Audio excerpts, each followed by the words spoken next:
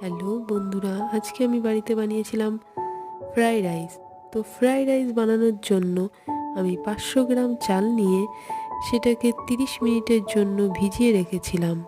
তারপরে এদিকে একটি হাঁড়িতে গরম জলে তেজপাতা, শাহাজিরা, জায়ত্রী, জয়ফল, লবঙ্গ, এলাচ, সাদা তেল, ঘি ও ভিনিগার দিয়ে তার মধ্যে ভিজিয়ে রাখা চাল দিয়ে সেটিকে 80% ফুটিয়ে নিয়ে ফ্যান ঝরিয়ে ঠান্ডা করে নিয়েছিলাম।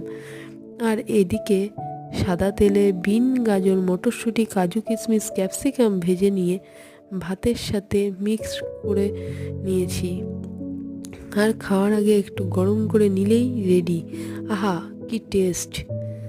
তোমাদের যদি আমার ভিডিওটি ভালো লেগে থাকে তাহলে অবশ্যই আমার চ্যানেলটিকে like, comment, share and subscribe করে যেও।